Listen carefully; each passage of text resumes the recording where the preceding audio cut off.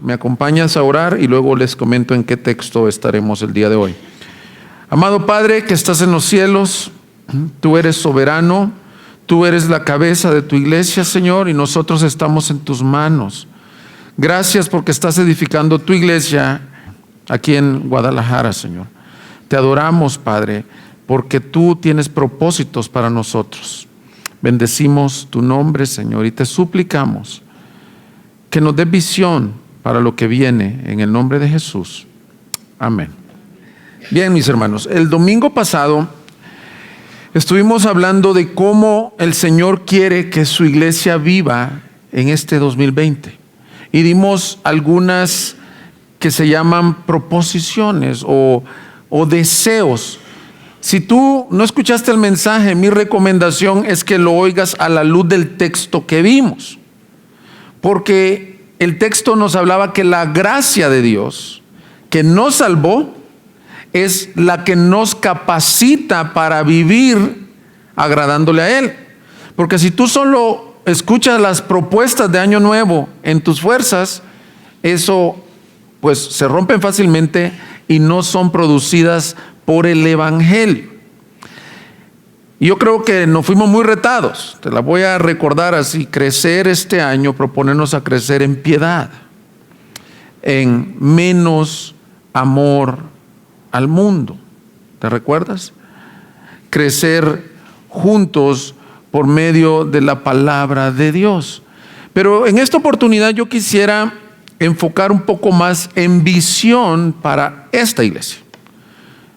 Hay en las juntas directivas en una empresa, las primeras semanas se reúnen en estos dos sentidos: en evaluación del año anterior y en visión para el próximo año.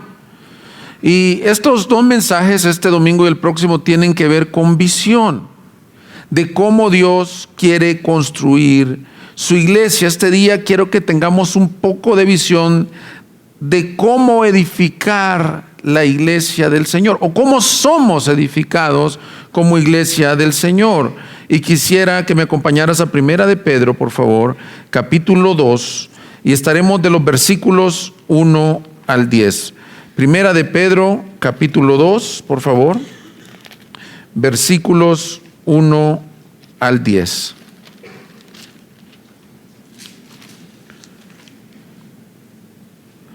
Dice: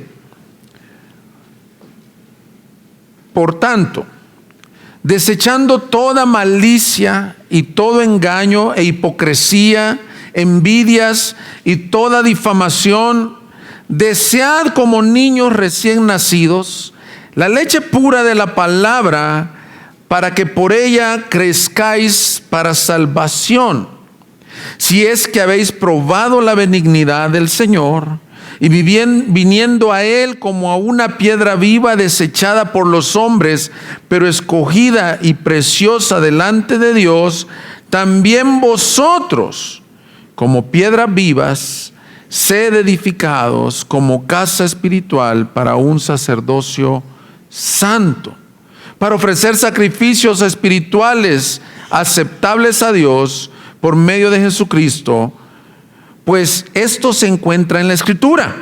He aquí, pongo en Sión una piedra escogida, una preciosa piedra angular. El que cree en Él no será avergonzado. Este precioso valor es pues para vosotros los que creéis, pero para los que no creen, la piedra que desecharon los constructores, esa en piedra angular se ha convertido, y piedra de tropiezo y roca de escándalo. Pues ellos tropiezan porque son desobedientes a la palabra, y para ello estaban también destinados.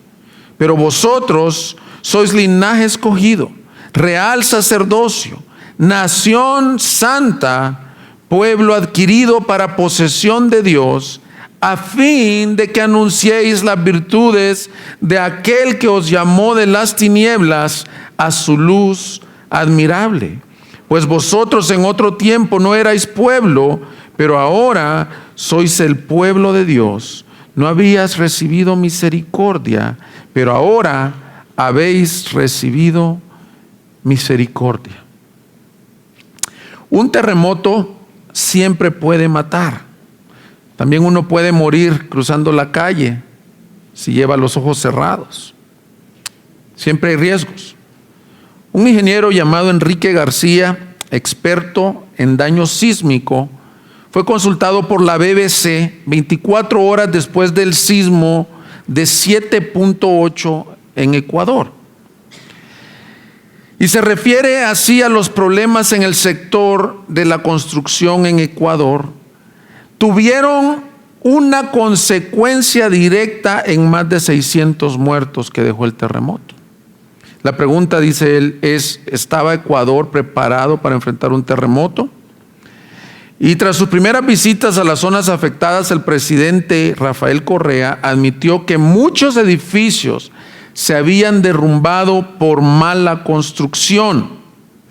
Correa recordó que tras los terremotos de Chile y Haití, Ecuador implementó normas de construcción mucho más fuertes. Consultado por la BBC, el ingeniero estructural Fabio Carrasco indicó que la norma ecuatoriana es buena, pero agregó esto: el país no cumple los códigos de construcción, ni las normas.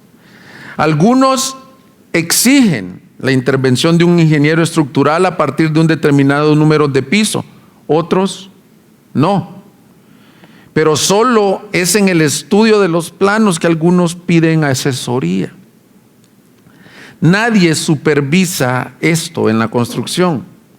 Para Enrique García, esto es uno de los pecados de la construcción en Ecuador. Otro es la informalidad. Las construcciones quedan a cargo de un maestro de obra y no de un ingeniero o de un arquitecto. ¿Por qué estoy leyendo esto, mis hermanos? Porque Dios es el ingeniero y arquitecto de su iglesia. Y si nosotros caemos en estos dos pecados, uno es construir a como nosotros le calculamos, y el otro, una informalidad, peligra la iglesia local en donde tú estás. Así que mi objetivo con este mensaje es darte una visión de dos cosas: de cómo se ve la iglesia de Dios ante sus ojos y de cómo somos edificados este año 2020 y por los años que el Señor nos permita. Muchas veces los cristianos no tienen en alta estima la iglesia. Piensan que es opcional, piensan que es una institución. Pero este texto de Primera de Pedro, por excelencia, Pedro nos está dando una imagen de la piedra angular y las piedras vivas que son los creyentes, y al Pedro ser judío está recordando el templo, pero ahora dice: ustedes son ese templo espiritual, esa casa espiritual. Por eso el título de nuestro mensaje de hoy es: siendo edificados como casa espiritual. Veremos dos cosas este día. La primera es cómo ve Dios su iglesia, y prácticamente veremos eclesiología, porque hay mucha confusión en el tiempo actual de cómo Dios ve su iglesia. Nos estaremos basando exclusivamente en este texto y apoyándonos en textos que son paralelos a él y que nos da una descripción de su iglesia.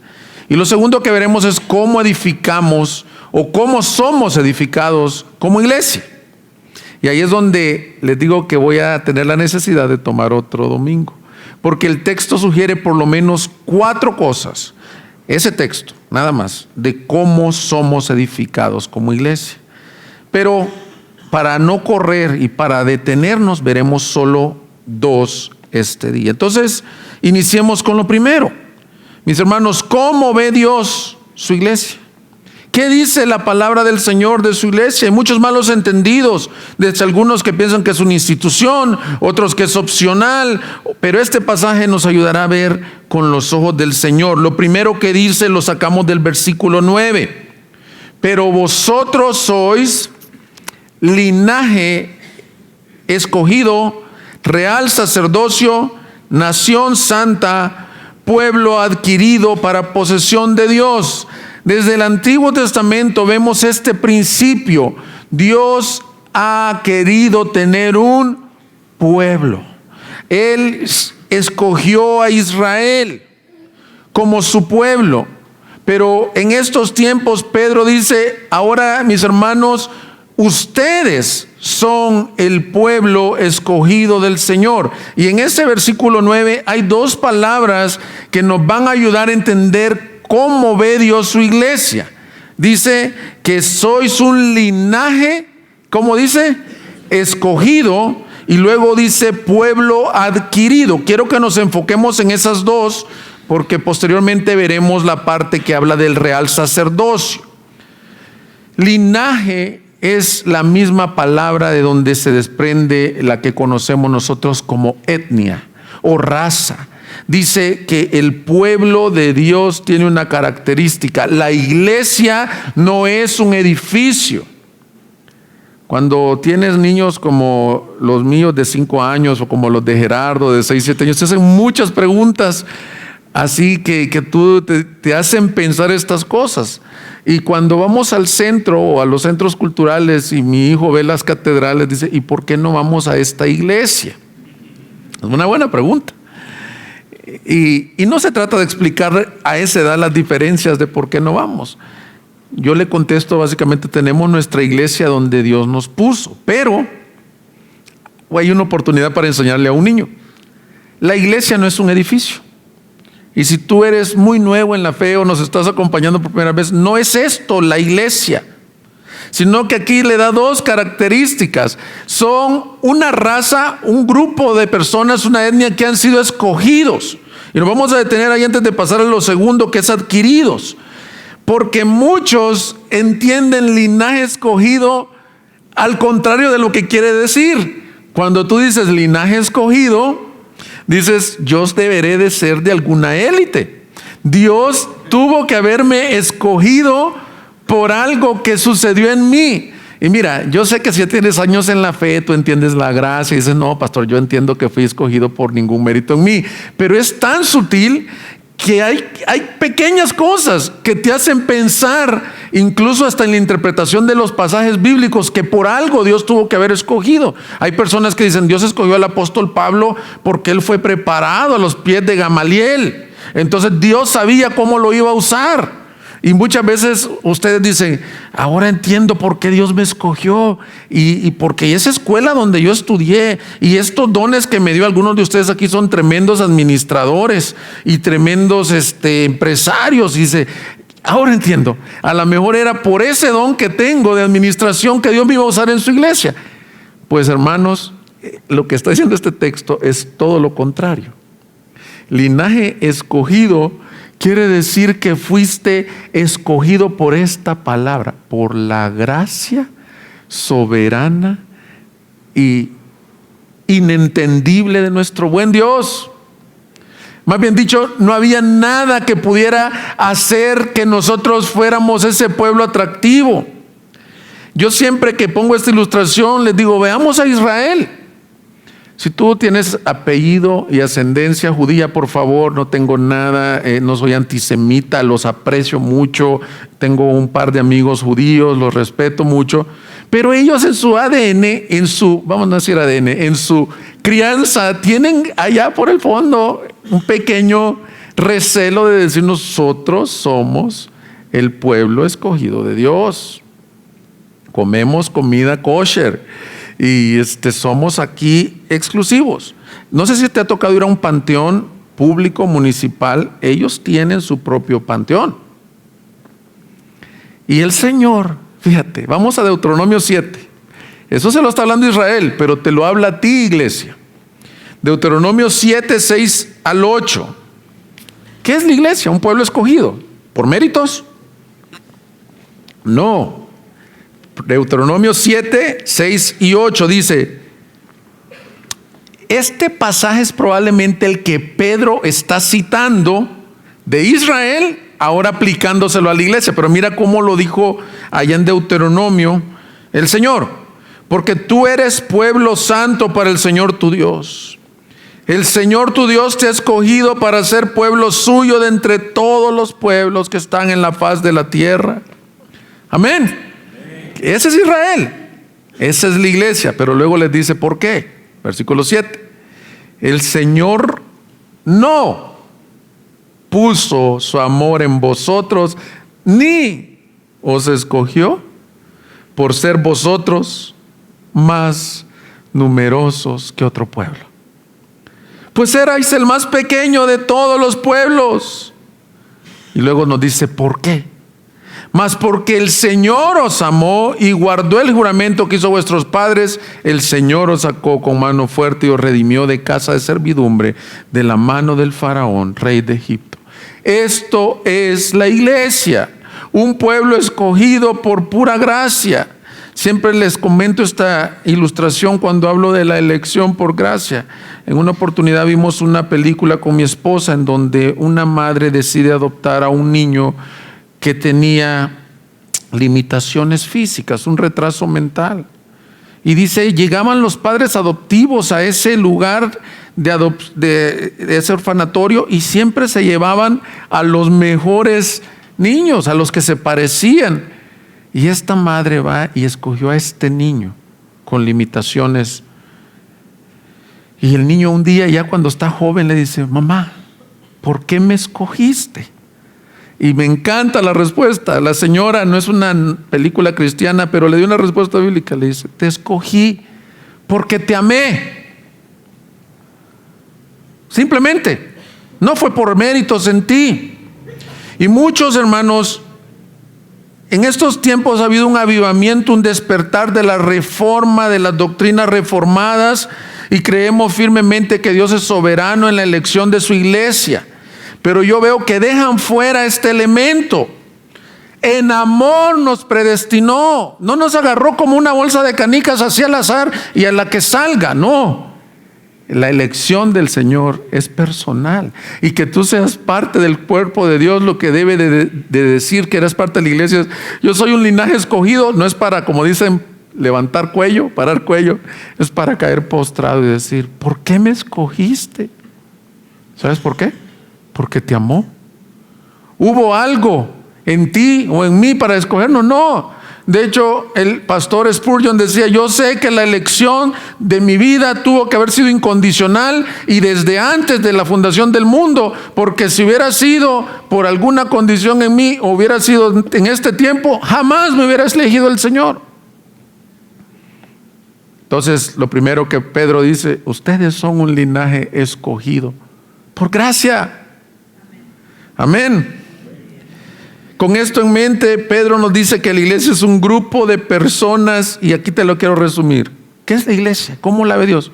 Un grupo de personas que se han encontrado con el favor más maravilloso que puede haber, la misericordia de Dios, la gracia de Dios, que juntos están siendo edificados, ya lo veremos. Pero mira el versículo 10. En otro tiempo no erais pueblo, pero ahora sois el pueblo de Dios.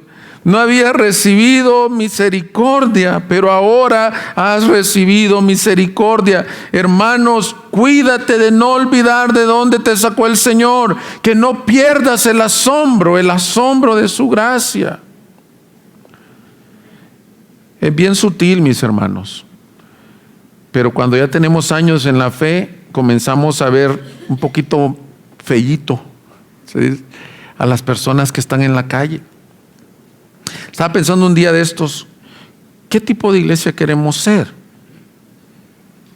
¿Cómo somos con nuestras puertas frontales al pecador? A la mujer que viene mal vestida, al que viene atado a vicios, drogas, al que viene en una relación ilícita. No te vayas a asustar si tú eres acá muy ortodoxo en la interpretación bíblica, decir, pastor, pero tienen que venir y cambiar. Es correcto, pero solo te quiero decir esto: eso no va a pasar si tú no entiendes que lo que tú y yo fuimos es igualitos que ellos, y fuimos receptores de la gracia de Dios, que estamos siendo transformados a su imagen y semejanza. Entonces yo le pido al Señor, como Visión 2020, que seamos una iglesia de puertas abiertas, que cualquier pecador se pueda sentir como cuando llegó la mujer adúltera a los pies de ¿quién llegó? No llegó a los de los fariseos. Los fariseos estaban por apedrearla. Llegó a los pies de Cristo, lleno de gracia y de verdad. Ese es el pueblo escogido por Dios. Pero no solo dice escogido, adquirido por Dios. El apóstol Pedro nos dice que no solo fueron escogidos por gracia, sino fueron adquiridos, y a lo que se refiere es que fueron comprados por precio. La palabra redención es ir a comprar a un esclavo, ir a redimir a alguien. Y dice ahí mismo en el versículo 9 que es un pueblo adquirido por Dios. Tú y yo fuimos adquiridos por Dios. Tú y yo costamos el valor precioso de la sangre de Cristo. Déjame darte una ilustración. No vales por ti mismo. Ese es también un error muy común en el evangelio, como quien dice, yo era lo de mayor valor en la tierra, por Cristo tuvo que venir a morir por mí. No, el valor te lo da el precio tremendo que se pagó en la cruz por ti y por mí. Por ejemplo, se hizo una subasta en donde se vendían las zapatillas que comenzó a usar Michael Jordan cuando estaba en la secundaria o en la prepa. Miles. Eran unas zapatillas que su precio real no pasa de $25, $30. ¿Por qué tenían valor esas zapatillas? ¿Por quién las usó? Cuando dice que eres un pueblo adquirido por Dios, debes de decir esto: Señor, qué tremendo, no solo fui escogido por gracia, sino fui comprado por precio. Y Pedro ya lo había dicho. Retrocede por favor ahí en el capítulo 1, versículo 18 y 19. 1, 18 y 19. ¿Cómo lo dice ahí? Sabiendo que no fuiste redimido de vuestra vana manera de vivir, heredada de vuestros padres con cosas perecederas como oro, plata, sino con sangre preciosa como de un cordero, sin tache, sin mancha, la sangre de Cristo. Pedro está explicándole a los exiliados de todas las iglesias en Turquía, que en ese tiempo se llamaba Asia Menor, les está diciendo qué es la iglesia. Si tú quieres estudiar un poco de qué es la iglesia, estudia primera de Pedro 2 y el 1. Dice, ustedes ¿cómo fueron ese pueblo adquirido? Adquirido no por dinero, sino por la sangre preciosa de Cristo. Cuando la iglesia tiene esta perspectiva, tu entendimiento de qué es la iglesia cambia. Un pueblo comprado. Implica dos cosas. La iglesia tiene dueño. Lo dije el domingo pasado. Tú tienes dueño. Y ahí te va otra. Tu hermano sentado ahí al lado tuyo, aunque nos cuesta a veces relacionarnos, aunque tenemos muchas diferencias. Miren, a mí como pastor leer esto me ha cambiado la perspectiva. Hoy vengo con ustedes amándolos por esto. Siempre los he amado, pero de verdad me retó el Señor a decir, ese hermano al que sirvo, al que te cuesta con paciencia, decir, ¿y por qué este no avanza en la santificación? Ese también fue comprado por la sangre de Cristo. Y te voy a dar algo que yo digo a veces en la consejería matrimonial. A veces el esposo está tratando mal a la esposa y llega, y a veces la esposa ya no tiene familia y llegan a la consejería matrimonial y yo le digo algo que el Señor me ha hablado a mí. No es como que ustedes aprendan esto, yo lo he entendido así. Tu esposa, si es creyente, es hija del Señor. Entonces le digo, mira, cuando yo estaba de novio con mi esposa Gaby, una vez estábamos ahí en la terraza abajo de su casa como argumentando, ni siquiera discutiendo ni nada. Y estábamos en un desacuerdo, ya estábamos comprometidos. Y del segundo piso se asomó su papá, que era un coronel retirado del ejército, y solo me dijo así, Roberto, ¿pasa algo? Bueno, y es la risa de ustedes. Me fui tan avergonzado y le dijo, Gaby, entres allá por favor, le dijo, ya ven. Me fui tan avergonzado y dije, y yo te hago esta pregunta, les digo en la consejería, si estuviera tu suegro aquí, vamos a decir que tu suegro es un señor distinguido y además que un genio así, ¿tratarías así a tu esposa? Si estuviera el papá de una de las solteras aquí, ¿la tratarías así? ¿Sabes qué? Tu esposa, la doncella de la iglesia, el joven de la iglesia, tienen un padre que es tu mismo padre. Ellos fueron adquiridos por la sangre de Cristo. La iglesia es posesión del Señor, no es tuya, no es de los pastores. Hay pastores que se suben al púlpito como con un machete desenvainado a regañar a la gente. Mi querido hermano pastor, si nos estás escuchando en internet, la iglesia no es de nosotros. Nosotros somos labradores de su viña. Ustedes son posesión del Señor. Fíjate cómo la ve el Señor. ¿No cambia tu perspectiva? Para este 2020, amar la iglesia del Señor, no el edificio, que también te doy como paréntesis, cuida el edificio y las cosas que Dios nos ha provisto. Pero amar a tus hermanos, y eso va a ser el próximo domingo. Crecemos teniendo comunión este domingo vamos a comenzar viendo esto. Entonces hemos dicho, es un pueblo con dos características: escogido por gracia y adquirido. Pero luego Pedro nos lleva a una ilustración más tremenda. Esa adquisición no es porque la persona tiene un gran valor, sino que compró un edificio que estaba en ruinas. Yo pongo esto de ejemplo. Si tú vas a comprar una casa para habitarla, hay una diferencia si tú vas a comprar una casa y te dedicas a los bienes y raíces. Si tú vas a comprar una casa para habitarla, ¿qué buscas? Buen precio, acabados que te gusten, espacios que tú buscas. El que va a dedicarse a bienes y raíces puede comprar una casa. A mí me encanta ver un programa de televisión que compran propiedades que están totalmente dañadas y las restauran y le sacan un gran valor. Bueno, esto es lo irónico de este caso. Dios, como buen arquitecto, compró edificios, casas en ruinas, con maleza, destruidos, con grietas. Así veníamos todos nosotros a Cristo. ¿Y sabes qué? Pero Él ya tiene el plano. Y Él ya está viendo cómo va a dejar esa casa.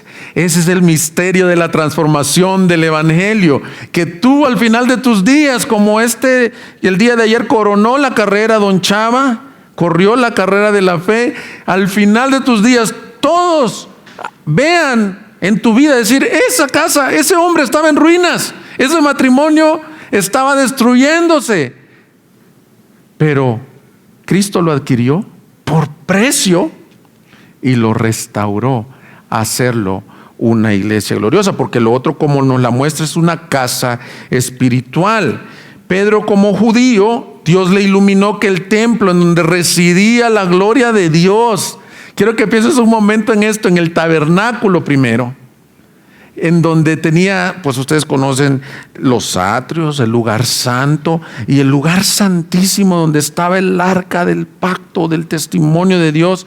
El propósito del tabernáculo, ¿sabes qué quiere decir? Habitación. Tabernaculizar, si existiera ese verbo, quiere decir habitar en medio. La gloria de Dios no se apartaba del lugar santísimo. Y luego llega David y dice: pues que no quiero que el Señor ande en una tienda, te construiré casa. Y el Señor no le permite, pero le concede a Salomón construir un templo glorioso. Venían la reina de África, de Saba, y se quedaban sorprendidos de la gloria de ese templo. Pero la gloria no era del templo, era de lo que llenaba el templo. Para cuando vino el cautiverio babilónico, el templo de Salomón fue totalmente destruido. Y luego en los días de Esdras y Nehemías se reconstruyó un templo que los señores grandes lloraban y decían: ay, comparado a este templo, bueno, no lo decían por el respeto y el amor que le tenían al que teníamos, no es nada. Pero el Señor da una profecía y en esos tiempos dice, pero les dice: la gloria postrera de esta casa será mayor a la primera. Y una pregunta: ¿cuándo es que ha habido una gloria postrera mayor que la primera? Todavía no ha habido otro templo mayor que el de Salomón. porque lo que se está refiriendo es a lo que Pedro, fíjate, Pedro era un pescador.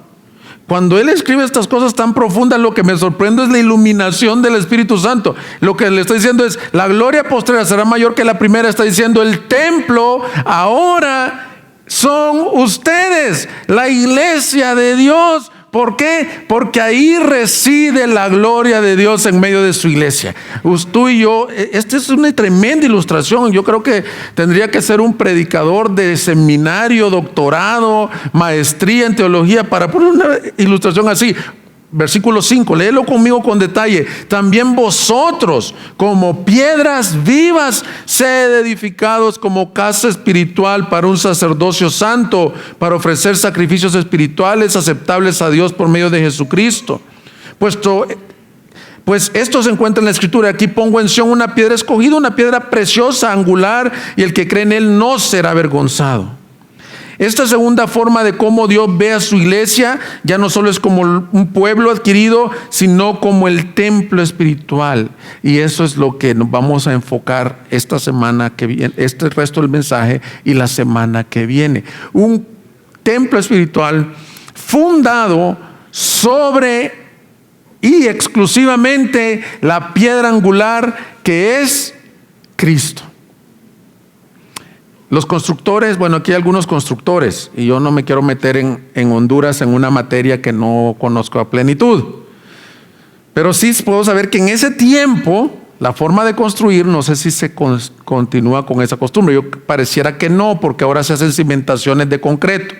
Pero la forma que se construye es que se desplantaba una piedra angular, se buscaba en el acantilado, se buscaba una piedra.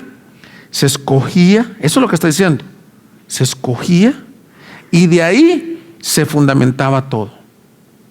Y dice que esa piedra es Cristo, esa roca es Cristo. Me sorprende cómo Pedro está trayendo, como decimos, al dedillo su teología bíblica y está citando el Antiguo Testamento y está diciendo, ya me hizo clic, hermanos, déjenme les predico. Toda la historia del templo estaba queriendo apuntar a que un día el templo espiritual donde residía la gloria de Dios era aquel en donde Cristo, él mismo dijo, yo soy el templo, pero sobre él se fundaría la iglesia. Tú y yo somos piedras vivas edificándonos sobre ese templo. Pedro está citando Isaías 28:16. Es importante porque esto nos ayuda a entender cómo eres parte de esas piedras vivas. Dice, por tanto así dice el Señor Dios, he aquí pongo por fundamento en Sión una piedra angular, preciosa, fundamental, bien colocada. El que crea en ella no será perturbada. ¿Cómo es que eres parte de esas piedras vivas? ¿Cómo te conviertes en parte de ese edificio? Bien simple, pero a la vez bien angosto el camino y la puerta de salvación. ¿Cómo es que alguien se convierte en piedra viva? ¿Cómo te convertiste en parte de la iglesia? Creyendo en la roca que es Cristo. Y tú dices, parece que es bien sencillo. Bueno, es sencillo, pero dice Pablo a los corintios y a los romanos, que para los judíos eso era un gran tropezadero. Es decir, los judíos vieron caminar a Jesús, vieron a la piedra viva caminar en las calles de Galilea, de Capernaum, y decían, no puede ser que este sea el Mesías prometido. El Mesías deberá de ser un emperador. Y él les decía, mi reino no es de este mundo. Pero dice Pedro, pero para ustedes, ya sea judío o gentil, el método de salvación es el mismo. ¿Cómo llegas a ser parte de la iglesia? Fe en la roca. Y mira, ahorita estaba Luis predicando ahí en el funeral de nuestro hermano Chava y me encantó que dijo dos cosas. Hay una diferencia entre dos personas y aquí también se muestra esa diferencia.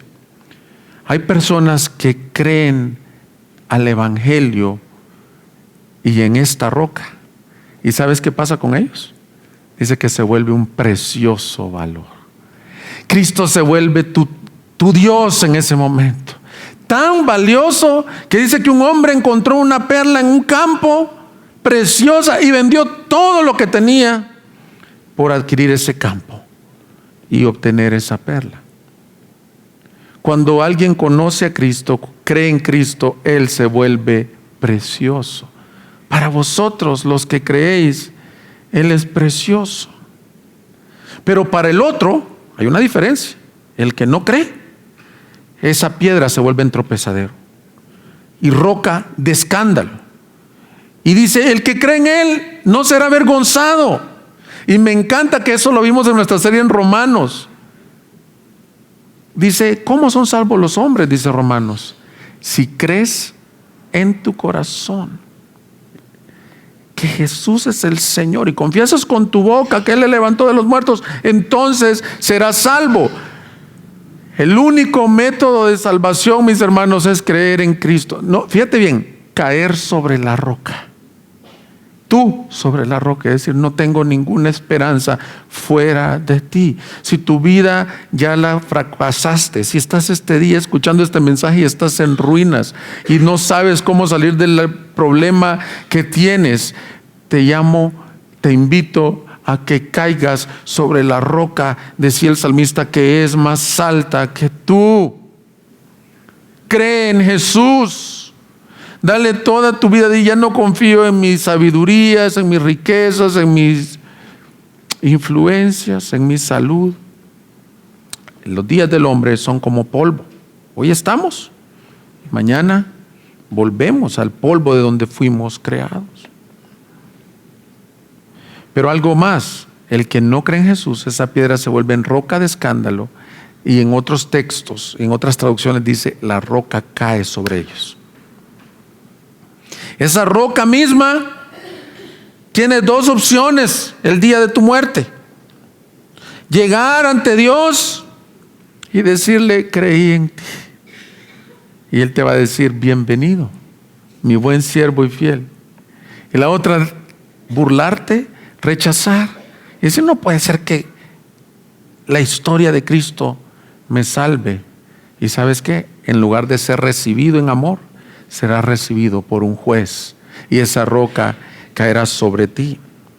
Pero los que le amamos, hemos creído en Él, Él es supremo valor, dice la Biblia de las Américas, es glorioso. Por eso, mis hermanos, entonces la iglesia es el pueblo escogido de Dios, es un pueblo que al haber sido adquirido por Dios, mis hermanos, ha creído, y son piedras vivas que nos vamos edificando. Y eso nos lleva a nuestro segundo punto, que del cual les digo, vamos a ver 4 formas que este texto nos dice cómo somos edificados. Ok, soy piedra viva, soy pueblo adquirido por Dios. Ahora, ¿qué sigue? Bueno, Dios quiere hacer un templo glorioso de tu vida y de mi vida. Pablo le dijo a Timoteo en 1 de Timoteo 3:15 algo bien hermoso. Y eso es lo que yo quiero que tengamos visión para el año 2020. Le dijo, pero en caso que me tarde, te escribo para que sepas cómo conducirse uno en la casa de Dios, que es la iglesia del Dios vivo, columna y sostén de la verdad.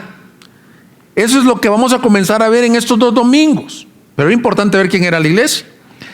¿Qué vamos a ver estos 2 domingos? ¿Cómo edificar? ¿Cómo conducirnos? ¿Qué quiere el Señor de sus piedras vivas? Ahora, regresa, deja una guillita en 1 de Pedro y regresa, por favor, porque vamos a ver cuál es la primera forma de ser edificados. La primera forma es creciendo en santidad por medio de habitar en su palabra. Versículos, 1 de Pedro. Regresamos al versículo 1 y 2. Por tanto, desechando toda malicia y todo engaño, hipocresía, envidias y toda difamación, ahí va un verbo que es un imperativo, que dice, desead como niños recién nacidos la leche pura. ¿Eso dice la leche pura? No, la leche pura ¿de qué? De la palabra, para que por ella crezcáis para salvación. Y me encanta el versículo 3, si es que habéis probado la benignidad del Señor. El primer mandato que nos da como piedras vivas, mis hermanos, y ese es una propuesta, es nuestro primer propósito de edificación como iglesia. Ahorita voy a poner ejemplos prácticos. Es que crezcamos como una iglesia que se edifica en, ¿qué dice? En la palabra. Y vamos viendo lo que el texto dice. Y hay un verbo, desea la palabra. Eso puede traducirse, anhela la palabra, búscala para que puedas crecer. Y todavía te da una ilustración tremenda. Como un bebé recién nacido. Aquí algunas madres, aquí tenemos un salón de lactantes, porque queremos que no te pierdas la predicación. Pero cuando les llega el hambre, comienzan primero a pujar y luego comienzan a desesperarse. Y luego, si no las atiende la mamá, comienzan a gritar, porque es una necesidad vital. La comida que Dios proveyó a través de la leche materna. Ahora yo veo que la iglesia del Señor pareciera que hay muchos creyentes que no entienden esto y que no es una necesidad vital la exposición a la palabra. Y el problema es lo que Pedro dice: si no te alimentas de la palabra, no creces. La iglesia no se edifica. El problema es que la iglesia no va a crecer en santidad si no se expone a la palabra implantada. ¿Por qué les dice? Miren, hermanos, ya déjense de hipocresías, de chismes, de difamaciones, déjense esas cosas. ¿Cómo? Vengan a la palabra. Una relación que siempre es igual es inmadurez espiritual igual a falta de exposición a la palabra. ¿Por qué? Porque Pablo también lo dice en los Corintios, capítulo 1 y 2. Están divididos ustedes. Dice, ¿no deberían de ser ya maduros y están actuando como niños? ¿Por qué? No se estaban exponiendo a la palabra. Muchos creyentes no se exponen a la palabra de Dios, no la desean, y esto genera un estancamiento en el crecimiento espiritual.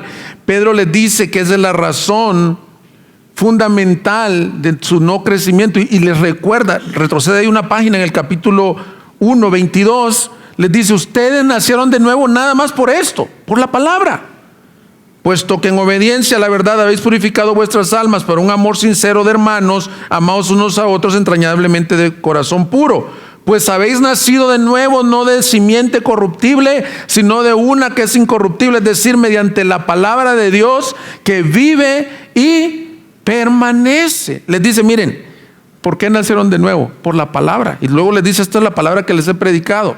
Ahora, ¿se quieren quedar como bebés? No, para que ustedes crezcan en la salvación, para que el edificio se vaya edificando, tienes que alimentarte, habitar en la palabra de Dios. Pablo le dijo a los corintios en 1 Corintios 2, 6, así que hermanos, 1 Corintios, creo que es el 3:1. Así que yo, hermanos, no pude hablaros como a espirituales, sino como a carnales, como a niños en Cristo. Di a beber leche, no alimento sólido, porque no podía recibirlo. En verdad, ni aún ahora podéis, porque todavía sois carnales, pues habiendo celos y contiendas en vosotros, no sois carnales y andáis como hombres.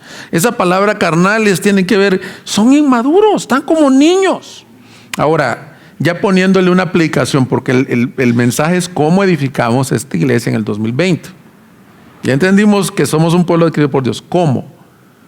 Te aliento, te animo a que este año sea un año donde nos expongamos más a la palabra de Dios. Y hay diferentes contextos. El primero y más fundamental es el que nadie ve, el de la puerta cerrada. Ese se va a ver en el fruto. Te animo, mi hermano, a que combines este mensaje con el del domingo anterior. No que te propongas, yo lo dije el domingo anterior, queriendo rebatir que te propongas en tu carne, me refiero. A decir, voy a comenzar un plan de lectura. Te digo por esto, porque yo antes de ser creyente, porque estudié en una escuela cristiana, todos los 1 de enero hacía eso. De 14, 15, 16, 17 años, hasta que el Señor me rescató. ¿Y sabes qué era lo más trágico? Ya han visto que los planes de lectura traen una casillita que marcas, que me quedaba como a la tercera semana.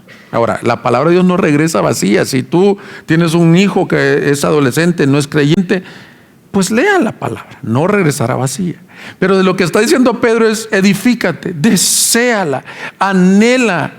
No es tengo que hacer un devocional, tengo que leer mi Biblia y leérmela de pasta a pasta 1 o 2 veces, sino: Señor, esta debe ser tu actitud. Este año 2020, permíteme desear como niño recién nacido la leche de la palabra de Dios, amarla, buscarla. ¿Con qué limpiará el joven su camino? Con guardar tu palabra. La ley de Jehová es perfecta, que convierte el alma, que restaura el alma. El testimonio de Jehová es fiel, que hace sabio al sencillo. Y algo que me encanta, dice: deseables son más que el oro, y más que mucho oro afinado. Y en estar con ellos, dice, hay grande galardón. Además, tu siervo es amonestado con ellos. Segunda de Timoteo 3, 16 y 17 dice: toda la escritura es inspirada por Dios y útil para enseñar, redarguir y corregir en justicia, a fin de que el hombre de Dios sea enteramente preparado para toda buena obra. Salmo 119 dice: ¿con qué limpiará el joven su camino? Con guardar su palabra. En mi corazón he guardado tus dichos para no pecar contra ti.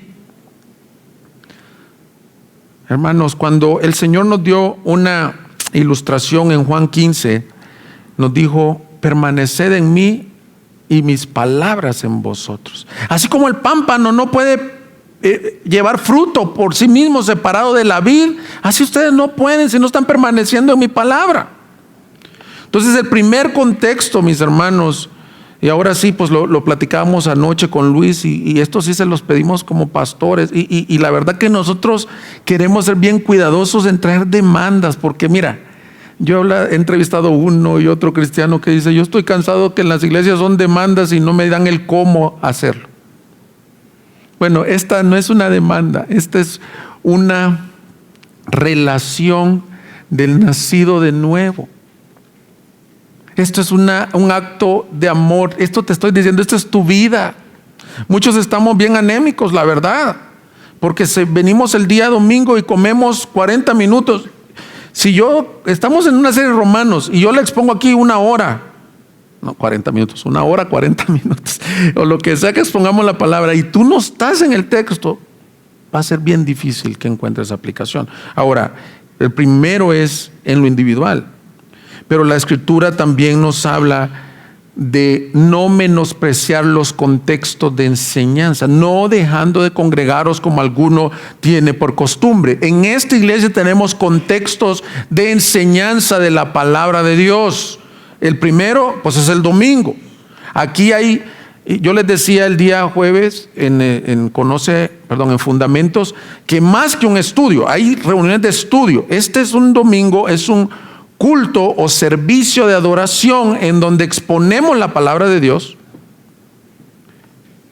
y la estudiamos. Pero hay muchas cosas que ocurren el domingo y lo veremos el próximo domingo. No menosprecies tu reunión del domingo. Pero lo otro que el texto también, que tenemos aquí en nuestra iglesia son discipulados. El discipulado es una forma en la cual el Hijo de Dios comienza a avanzar en madurez. Y un discipulado sin la palabra de Dios, pues no tiene alimento. Pero nosotros proveemos para ti discipulado. No lo menosprecies. No menosprecies las santas convocatorias cuando hay un curso fundamento. Yo te quiero hacer una pregunta: ¿cuántos de ustedes lo han tomado en realidad? ¿Y sabes qué pasa a veces? No, pues es que yo ya tengo años aquí en la iglesia, ¿para qué voy a ir un jueves a escuchar fundamentos? Yo lo vuelvo a leer y me vuelve a bendecir. De hecho, este jueves, por si te lo perdiste, hablamos algunas de estas cosas. Entonces, no sé si lo puedes proyectar en la pantalla. Propósito 1 de edificación para el 2020: crecer en mi acercamiento a la santa palabra. ¿Lo tenemos? ¿Sí? Gracias. Crecer en mi acercamiento a la santa palabra de Dios, tanto en mi vida privada como en mis reuniones de discipulado, instituto bíblico y reunión dominical, donde se expone a la palabra. Amén. ¿Va a haber santidad? ¿Va a comenzar a generar una santidad. Algunas personas que visitaban la iglesia de Bethlehem, donde era pastor el hermano John Piper, se sorprendían. Yo tuve la oportunidad de estar con algunas familias. Cada familia era muy informada en la palabra de Dios. Él decía un término, saturados de Biblia. Entonces, ¿cómo se logra eso? ¿Cómo se logra eso?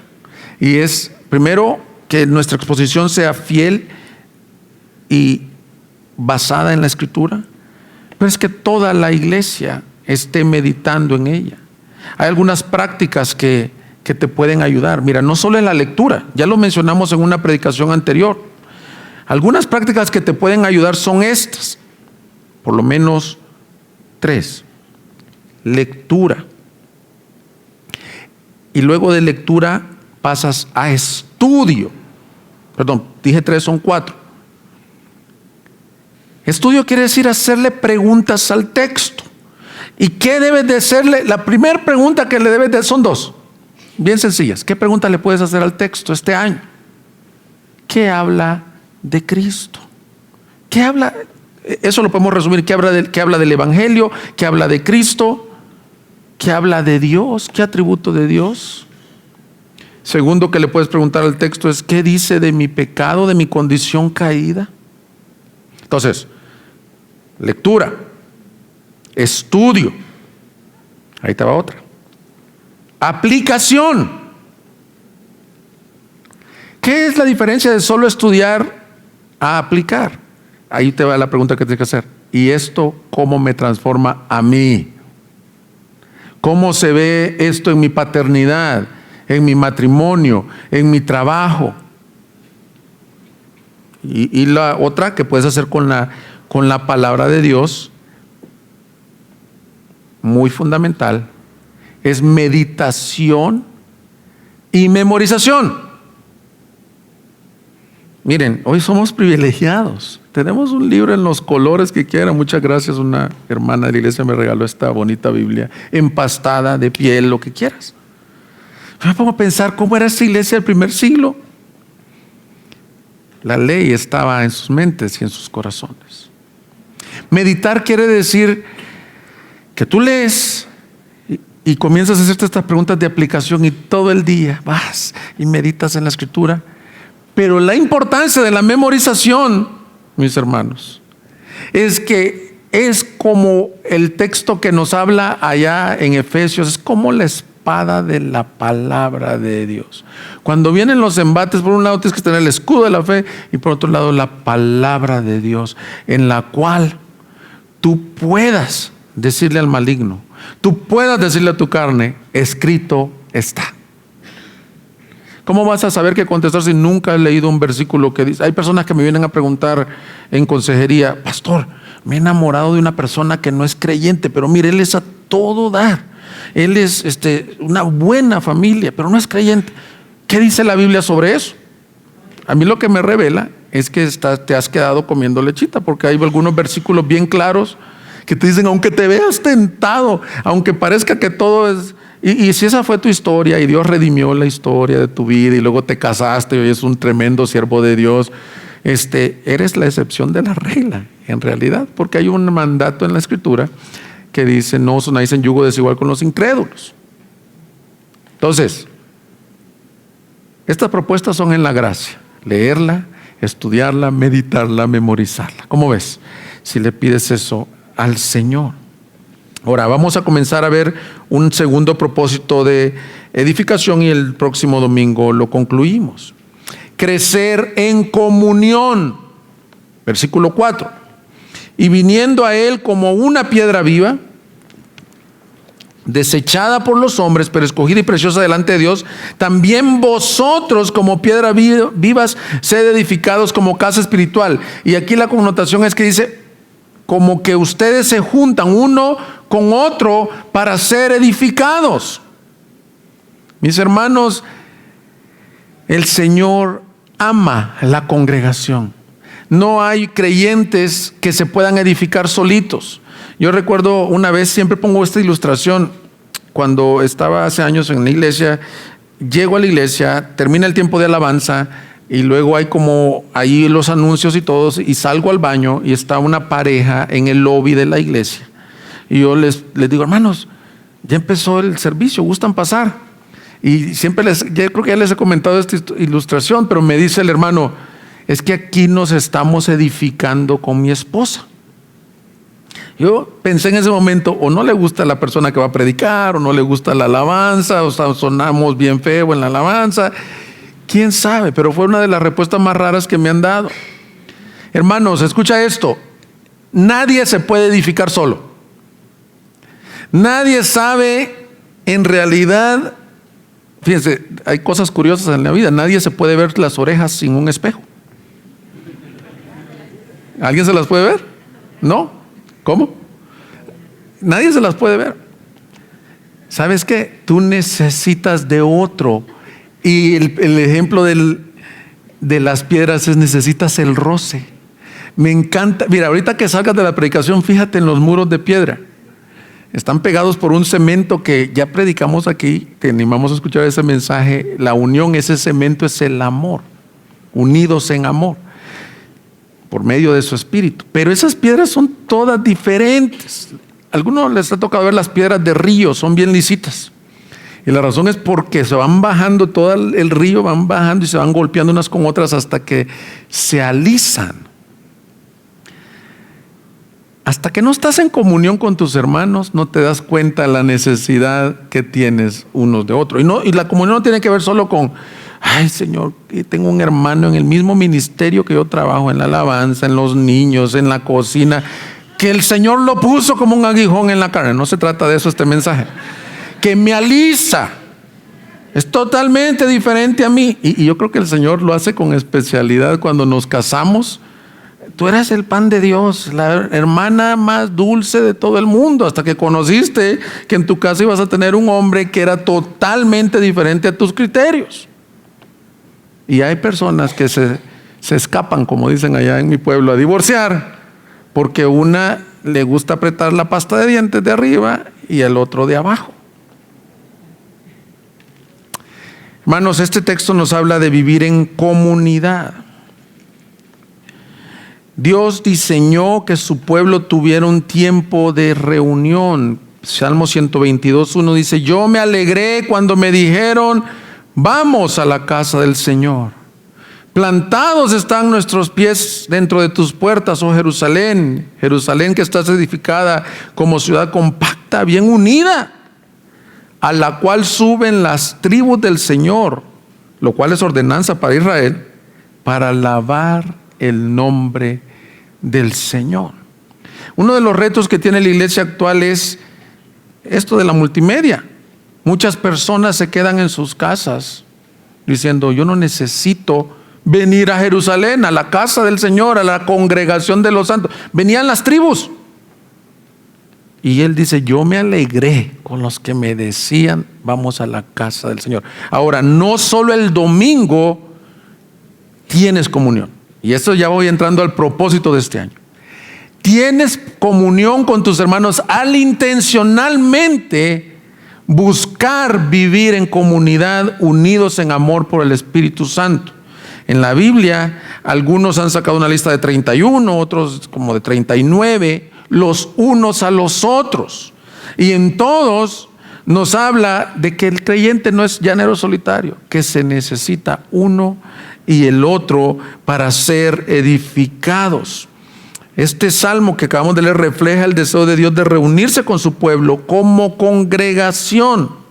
Pero en Hechos 2:44, vamos ahí por favor, nos muestra cómo se vio eso ya en el Nuevo Testamento. Y esa es nuestra aspiración para este año nuevo. Todos los que habían creído estaban juntos y tenían todas las cosas en común. Vendían todas sus propiedades y sus bienes y los compartían con todos según la necesidad de cada uno. Día tras día continuaban unánimes en el templo y partiendo el pan en los hogares. Comían juntos con alegría y sencillez de corazón, alabando a Dios y hallando favor con todo el pueblo. Y el Señor añadía cada día al número de ellos los que iban siendo salvos. Esa última frase es bien irrelevante, porque en la Reina Valera dice, y el Señor añadía cada día los que habían de ser salvos. Pero lo que está diciendo es, los que iban siendo salvos, que estoy totalmente de acuerdo, ya habían sido elegidos de antemano por el Señor. La relevancia es que no se quedaban como discípulos ahí sueltos, sino que ¿a qué se añadían? A la iglesia. Es relevante eso, porque ellos no sabían, ellos nunca les habían dado los planos de edificación de la iglesia. Muchos se pudieron haber convertido, de un día se convirtieron 5,000 y el otro 3,000 en una iglesia que crece 8,000 personas en pocos meses. Imagínate el avivamiento que había en el libro de los Hechos. Pero no dice se quedaban sueltos, no, se añadían ¿a qué? Mira cómo se ve una iglesia avivada, a compartir el pan con sencillez de corazón. Mis hermanos, abramos nuestras casas, no para nada más para ver el fútbol americano, el partido de fútbol, el cual no tengo nada en contra de eso, para conocernos. ¿Tú conoces el nombre de todos los que asisten a esta iglesia? Y a veces tenemos esta postura, ay, ahí nadie saluda. Bueno, si tú eres ese, el Señor te está hablando a ti, a que tú seas el que comience a saludar, a rozarse, a invitar. No tienes que ser rico para ser hospitalario. No tienes que tener una casa de tantas dimensiones, tu sala. De hecho, a mí me ha bendecido, hay personas, yo recuerdo con mi esposo una vez cuando recién llegamos a Ciudad Juárez, un hermano que con sencillez de corazón, que con su esposa nos cocinaron las tortillas y toda una casa con muchísima sencillez. Pero te digo que nunca nos hemos, a lo mejor sentido tan así bendecidos de cómo lo hizo. ¿Sabes para qué invita a una pareja cada domingo y les platican su testimonio de conversión? No tienen riquezas. Ahora Dios lo ha prosperado mucho porque el que da, también Dios le da por otro lado. Pero no se trata de eso. Y va más allá. ¿Qué más hacían? Comían juntos y compartían la palabra de Dios. Muchos pastores le temen a abrir grupos de comunión porque lo que se ha prestado es cierto, a comenzar a chismear. Y en lugar de ser edificados, a veces te quiero traer una palabra y viene la exhortación con un machete y a dañar hermanos y estar en muchas cosas. No, ¿de qué se trata la comunión? Estar alrededor de la palabra. Pero entre los unos a los otros hay todos alentados los unos a los otros, apoyados a los débiles. Solo quiero enfatizar lo que vivimos este fin de semana y con eso estoy concluyendo el mensaje. Dice que te goces con los que se gozan y que te duelas con los que se duelen. Ayer, curiosamente, mi ministerio pastoral, le digo a mi esposa, no estuvo tanto en el escritorio preparando el mensaje, sino en el campo, como se dice. Primero me invita aquí mi hermana Rosa a la celebración de 100 años de Doña Queta. 100 años, qué bendición. Y estábamos ahí regocijándonos, trayendo un mensaje de bendición cuando nos llaman por teléfono. ¿Qué otro hermano? Estaba siendo llamado por el Señor a las 3:30 de la tarde. Yo digo, aquí es donde del estudio se pasa la vida real. Si tú tienes oportunidad hoy de acompañar a la familia, acompáñala. Porque no es, hay un hermano de la iglesia se murió. No, se murió un miembro de tu cuerpo, que nosotros sabemos que no murió, sino que descansó para ver la gloria del Señor. Pues nos regocijamos con la Doña Queta también, por 100 años de vida. Y nos regocijamos por cada evento que estás viviendo. Pero ¿te has preguntado qué necesidades hay en la iglesia? Muchos dicen, ay, yo tengo poco de pena de decirle al pastor Roberto porque él se ve bien serio así. El pastor Luis es a todo dar, bien amoroso, pero me da vergüenza decirle que tengo 3 meses sin trabajo. Bueno, cuando la iglesia es avivada, ya como que el pastor ya es el último recurso. El otro hermano se da cuenta de lo que pasa. En una ocasión tuve la oportunidad de ver a un hermano que perdió su trabajo por mucho tiempo y no sabíamos los pastores. Pero vino otro señor de la iglesia y me dice, ¿sabes qué? Este hermano está ya sin tiempo sin trabajo. Pidió autorización, que no debe de pedir autorización. ¿Me permites hacer esto? Fuimos por el hermano a su casa, lo llevó al supermercado y le dijo, hermano, súrtete de despensa lo que necesites. Porque lo que dice aquí no es el comunismo, como algunos lo han predicado, que todo vendieron y todo tenían en común. Lo que dice aquí es una actitud de corazón en donde no me puedo permitir decirle, Dios te bendiga, mi hermano, si él tiene una gran necesidad, ya sea espiritual o física o económica. Yo dije, wow, este hombre no es pastor, no es líder, pero está viviendo en comunión con su hermano. O sea, yo veía de la gratitud de comprar pasta, frijoles, cosas que a ti te sobran a veces, en el otro hermano. Ahora, no quiere decir entonces, entonces hermano, ya sé, hagan un fondo de ayuda a los necesitados en la iglesia. Eso es bien fácil. El llamado es a que tú y yo condescendamos, nos unamos. ¿Te has fijado que hay personas que no empatas? Que te hablan y te aburren y a veces tú estás queriéndole poner atención y dices, ¿y por qué? O tú eres el que aburres a otros con lo que estás hablando. A esa persona, búscala y ministrense la palabra los unos a los otros y edifiquemos así la iglesia. Todos los que habían creído estaban juntos y tenían todas las cosas en común. El crecimiento en el cuerpo de Cristo se da juntos. Así que nuestro propósito de edificación, mis hermanos, es crecer en mi comunión bíblica los unos con los otros, para así ser edificados como casa espiritual. Amén. El otro domingo veremos 2 formas más de edificar la iglesia. Pónganse de pie y vamos a orar al Señor. Búsquenos en Facebook y YouTube como Iglesia Gracia Soberana Guadalajara y visita nuestra página de internet igsg.org.mx y disfruta de este y otros mensajes. Visítanos, estamos en Avenida San Luis Gonzaga, 5114, Zapopan, Jalisco, México. Estaremos felices de recibirte.